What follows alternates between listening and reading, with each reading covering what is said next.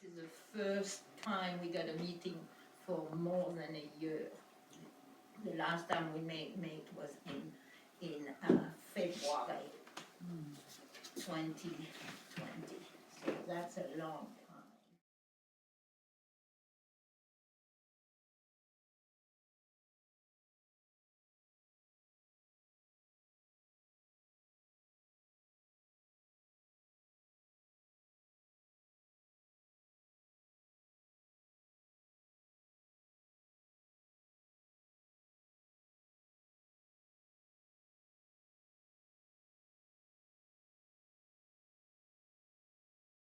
First kind of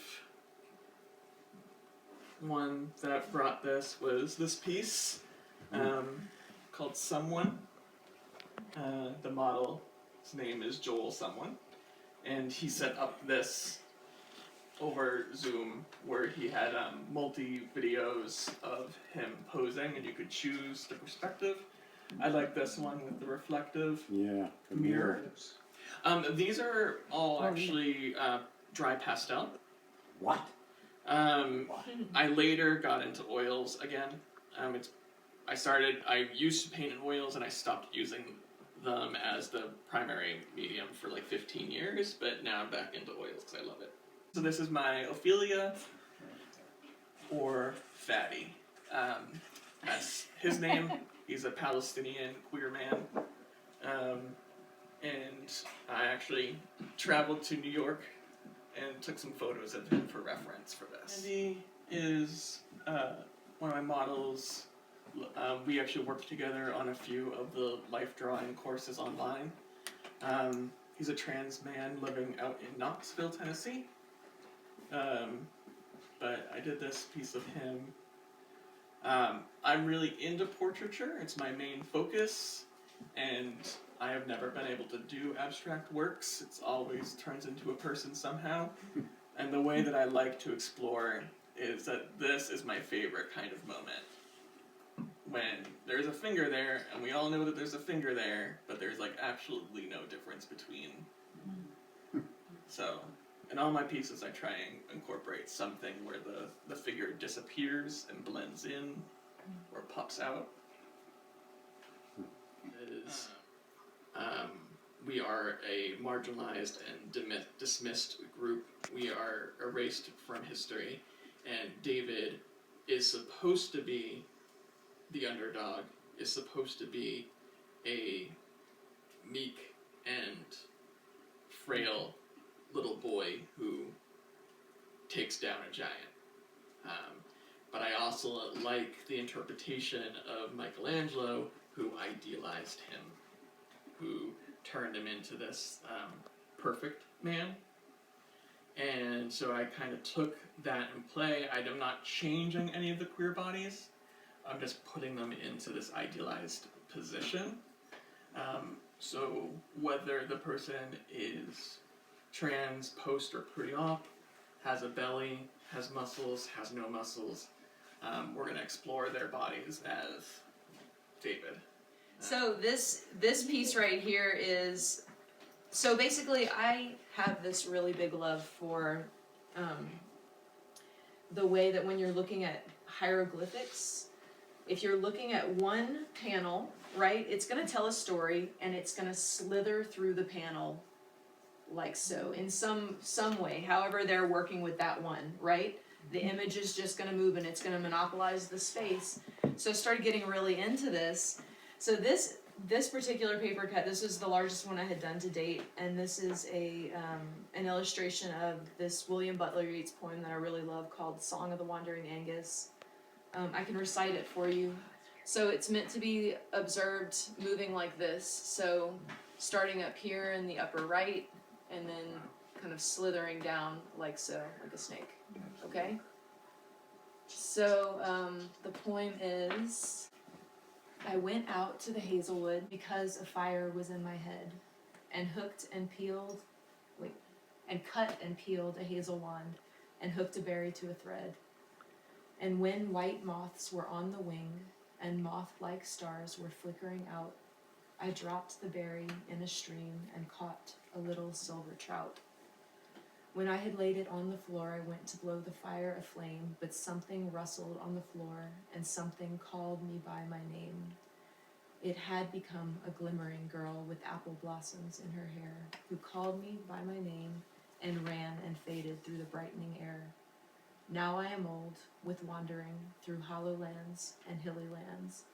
I will find out where she went, and kiss her lips, and take her hands, and walk through long and dappled grass, and pluck till time and times are done, the silver apples of the moon and the golden apples of the sun. Wow. So this poem for me, it's like, so this idea of the glimmering girl, so to speak, who rises up from the deep, right, with apple blossoms in her hair, for me it really symbolized this glimpse that we get when we're really, this glimpse that we get of ourself, of our soul, so to speak, like that deepest part of ourself. And it shows itself to us and then it disappears, and we have to spend our life following it, finding out on an even deeper level who we are and what we're here to contribute to this world. If you can visualize this as just one big piece of art that this creature is moving throughout, much in the same way, this kind of hieroglyphic style of the pieces that I just showed you.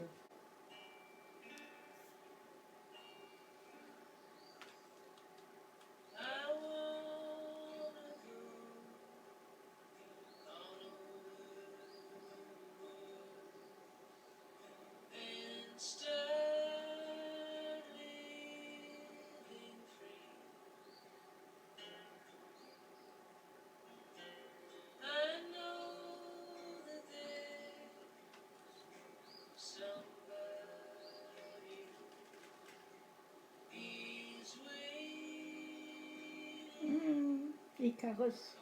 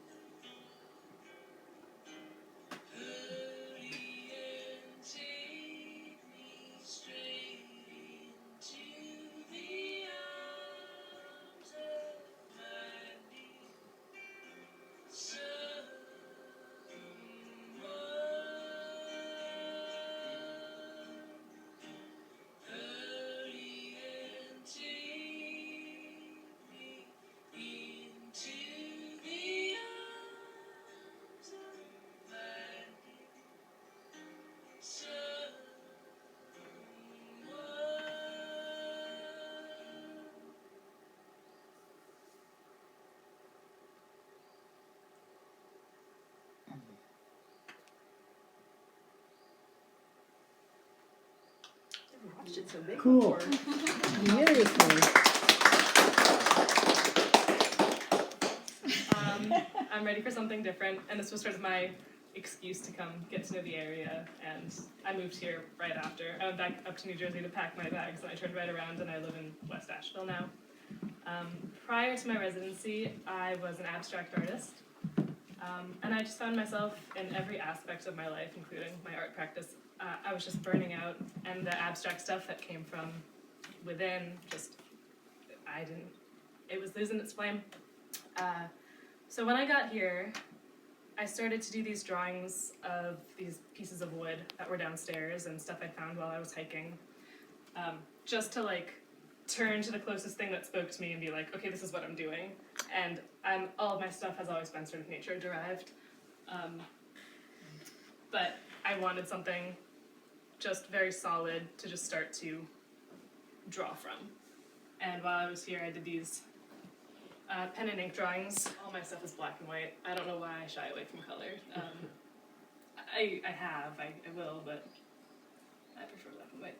And then I hopped from drawing bones and wood and teeth and whatever to actually painting and drawing on them. So my friend got me a wood burning tool, and so I guess the general trajectory is like I'm not so much a storyteller, I just have this need to create, and the way I respond to the things around me is sort of where I just jump from place to place and how it all travels together.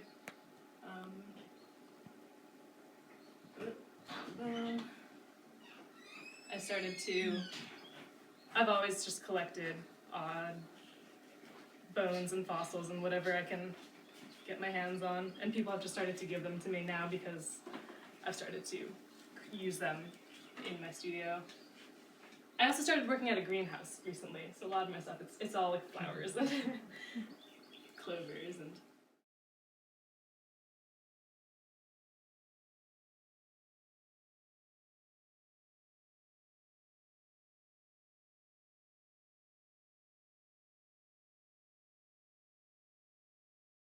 Before I came to Azule, I was reading a lot of Southern authors and getting really inspired in that way. And I remember, in particular, Jesmine Ward's Salvage the Bones had a pretty huge impact on me. And I got to the end of that book, and I was like so sad that it was over. And I was like, okay, I'm either gonna start at page 1 and just read this book again, or I'm gonna write, because I was feeling really inspired. So I wrote a short story that day, and then I continued writing some short stories using the same characters and the same little town that I had set up in the first, and at some point I realized I could just string them all together into a book. I was constantly being confronted by the fact that I had never been to the South. I grew up in the mountains outside of Denver, Colorado, and I wanted to write a story set in the mountain towns, about a small mountain town, because I think some of the same dynamics pop up in small mountain towns no matter where they are. But I wanted to set it in the South, so I started looking for residencies in the South and ended up here at Azule. And being here in these mountains really informed a lot of the book's environment and the setting. So today I just wanted to read some passages of the book. It'll be out in September, but for now it's still just hidden away on my computer. So I'm going to read first from the first chapter to just kind of set up the whole idea. It's about Mary Frances, Curtis, and their daughter Abigail. Those are the main characters. And it takes place in a fictional town called Bent Branch Falls. And I chose to use a fictional town so that I could draw inspiration from Appalachia without appropriating it. So I kind of just made a little town that's, based on this area, but mostly just lives in my imagination. So yeah. So this is the beginning of the book. And it is set in the late 60s, early 1970s too. So, Mary Frances died in the springtime, an anomaly. Her body was carried out of the house while her radio broadcast a boxing match across the murky living room. A sunflower yellow fleece blanket hung over the only window in the room, catching catching sunlight in its golden weave. Thick shadows had congealed in the corners. The static roar of some distant crowd poured through the speakers and jostled to fill a house newly empty. The men from the county hospital moved efficiently as they loaded Mary Frances's body onto a stretcher. Each step they took was outlined by heavy rubber soles that fell heavily on the wooden floor. The stainless steel gurney dragged its nails across the silence as they extended its folding legs, screeching, leveling its petty complaints even as the lead-bodied fog of death settled into the room. In the last weeks of her life, Mary Frances had only enough energy to tend to her own sickness. The bookshelf and the singular crooked lamp wore their abandonment as crowns of dust. Somewhere in a part of the world untouched by Mary Frances's death, Muhammad Ali and Joe Frazier were preparing to fight each other. The announcers' oblong nasally voices rambled alongside each moment of the boxing match with no direction of their own. The sound of the stadium broke open the oppressive atmosphere hanging in the room. The round maroon speakers at each end of the radio pulsed with obscure excitement. The radio was made of blonde, heavily grained wood, and its knobs were polished aluminum. A real pretty piece of equipment was how Mary Frances once described it. Curtis and Abigail waited outside, afraid for the moment when the waiting would be over, when life had to move on, only much emptier, flimsier. It was as though time was grinding its gears, the axle responsible for pushing the sun across the southern sky, lurching around with a stomach full of sickness. Finally, 4 men crossed the threshold of the house, bracing themselves against the handrails of the front porch as they shouldered the weight of the stretcher, easing it down the steps. Abigail held her breath as they passed by her. It seemed that her mama's body was being treated as though it was extraordinarily heavy, considering all the life it had just lost. Curtis stood alone underneath the scarlet oak tree, watching nothing. His eyes had become exit wounds for grief. Grief was a problem without a solution, a cruel taunt to a man who had always relied on his own hands to fix what is broken. Humans love to toil against their own uselessness. It is as though grief was invented to remind us of the fact that our lives are just a series of reactions in a chaotic universe. Curtis imagined that God was a scornful being. This was the only way that he could make sense of his life.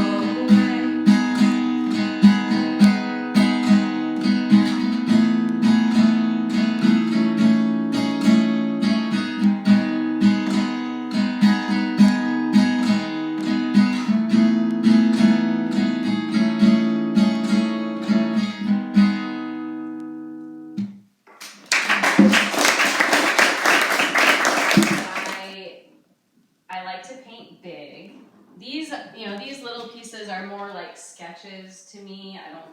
They're not, I don't know. I prefer, I would paint bigger than that if I had the space for it.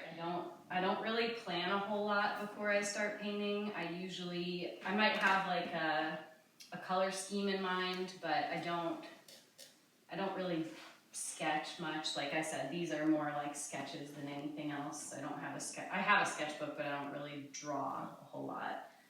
When I was at Azule for my residency, I was still doing figurative work, but I was starting to incorporate collage. So I would take apart anatomical textbooks and cut out different body parts of different images and kind of piece them together to make a figure.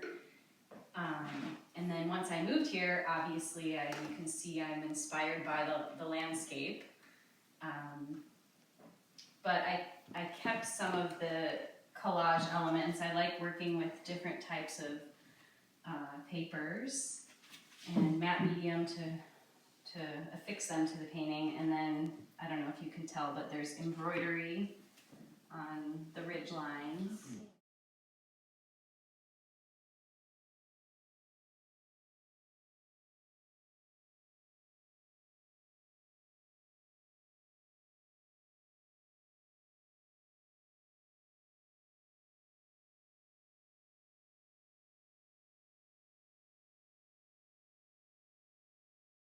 I start from the top down. So I always start with the skies, and you can see, I like the effect of the dripping. And so, once I finish the sky, then I'll start in on the next thing. And I like to let some of the history of the painting show through in the other layers. And then lastly, I go in with the paper and do collage and embroider on top.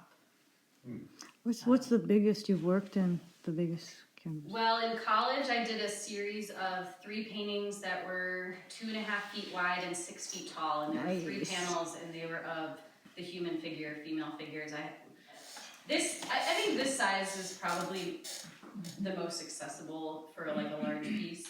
I would like to continue with that size. This was just sort of a fun one. I created this painting so I had some work on display at my other job at 9 Mile. It's a restaurant.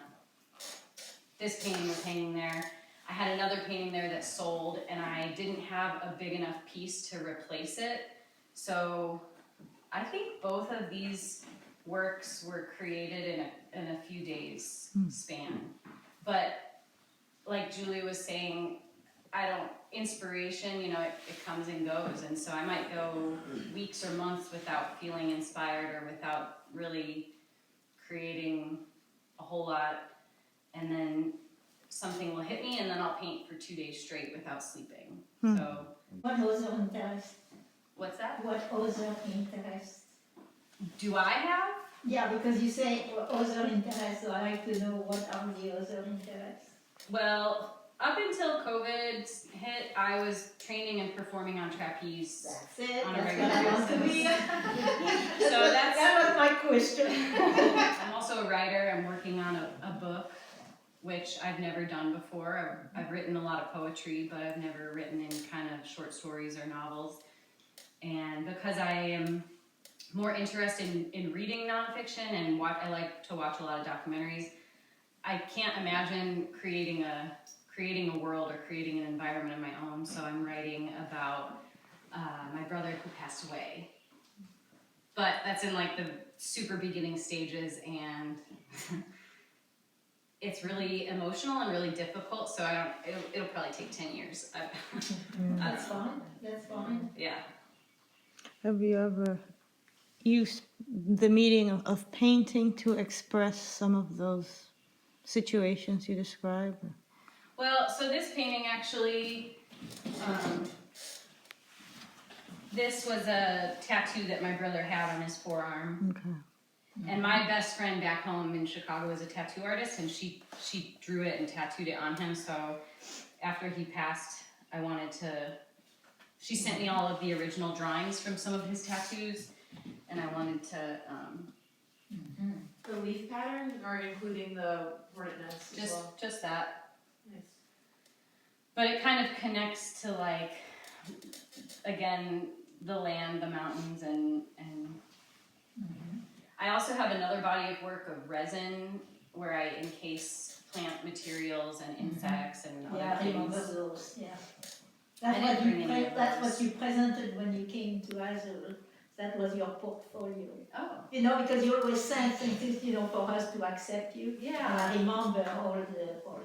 Oh, that's cool. Yeah, I thought about bringing That some was of what, those. 2014? I still have a memory. That's You said something, you said then you painted from the top to the bottom, and I right away thought, oh, that's like it's like a quilting. You do the sky, and you know, in quilting, if you do applique, you put the sky, and then you put the things on top, you know, so. Anyways, that's what came in mind. I've never done any You never quilting. did in quilting. I think the reason why I work that way is just because for me the focus of these paintings is the sky more than anything else, so that's the most important part, and then I can cover up whatever I don't like, you know, from the paint dripping or, you know, whatever texture is created. I like to tell you.